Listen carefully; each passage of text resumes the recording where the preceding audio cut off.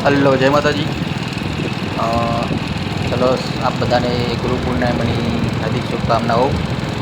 તો આપણે આજે દર્શન કરવા માટે જઈ રહ્યા છીએ મહાકાળી બળ અંધારપુરા. તો ચાલો બને રહેજો. આજે તમને પણ હું મહાકાળી બળ બતાવું.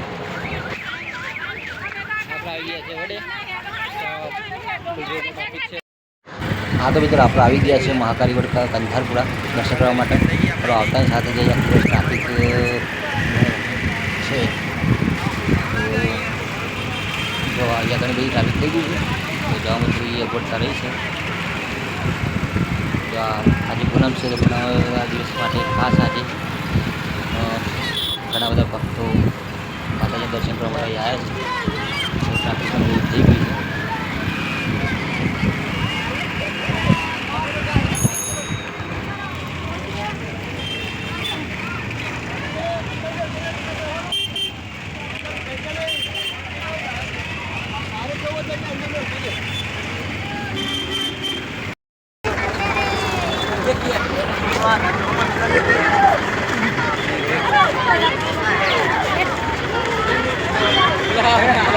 આજ ગુરુ પૂર્ણિમા છે તો ઘણી ભીડ છે યાર.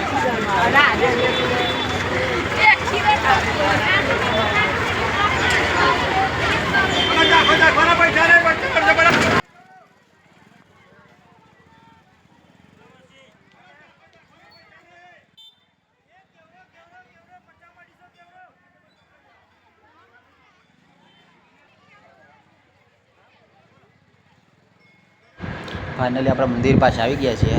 જો આ વડ જોકે પહેલાં તો ઘણો બધો હરો ભરેલો હતો તો અત્યારે થોડો પેલો થયો છે, થઈ ગયું છે. અડધો પર વડ પડી પણ જશે પછી તમને બતાવવાનો પ્રયત્ન કરું છું. તો ચાલો દર્શન કરતા પહેલાં આપણે પ્રસાદ લઈ લઈએ શ્રીફળ.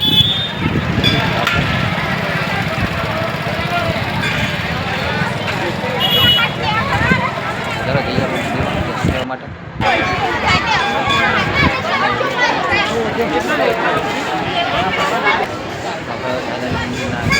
દરવાજાની અંદર આવી ગયા છીએ.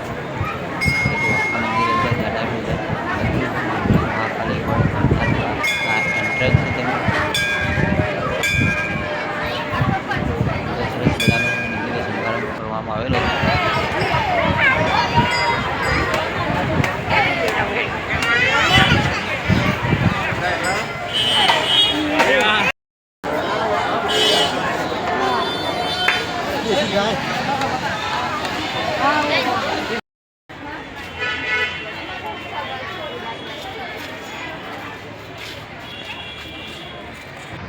તો આ છે મંદિરની બાજુનો ભાગ. ત્યાં વડ કેટલો મોટો છે એ ખ્યાલ આવે છે. વડની વડવાઈઓ લગાવેલી છે નીચે. પછી આ બાજુ વડ મજબૂત છે. એક બાજુ જે વડ પડી ગયો છે એ પણ તમને બતાવવાનો પ્રયત્ન કરું છું પાછળથી. તો જુઓ આ વડ છે 50% જેવું વડ પાછળની બાજુની જે વડ હતી એ બધું પડી ગયું છે અને ઘણું બધું નુકસાન થઈ ગયું છે વડનું. જે આ મહાકાળી ધામ અંધારપુરા એક વડના લીધે જ મહત્ત્વપૂર્ણ સ્થાન ધરાવતો હતો, જેનો 50% ભાગ અત્યારે પડી ચૂક્યો છે. બિલકુલ ધરાશાયી થઈ ગયો છે, સુકાઈ ગયો છે. આ જે કાર્યકર્તા અને આયોજકોની જે બેદરકારી છે એનું પરિણામ જ છે. અને પછી પડ્યા બાદ જો બાળકોને ખાવું પડે બાળકો માટે થોડું રહીને આપણે આવી ગયા છીએ વડની આગળની બાજુ પકડા ઉપર બેસી જગ્યા હતી. ચલો દેવડાની મજા માણીએ. તો વિડીયો બન્યા રહેજો. જો અમારા બંને બાળકો મસ્ત મજાનો થોડો ખાઈ રહ્યા છે અત્યારે. અરે માતાજીના દર્શન કરી લીધા છે. હવે જવાનું છે ઘર તરફ. મારો વિડીયો ગમે તો લાઈક, કોમેન્ટ, શેર કરી દેજો. મળીશું ફરી નવા વિડીયોમાં. જય માતાજી.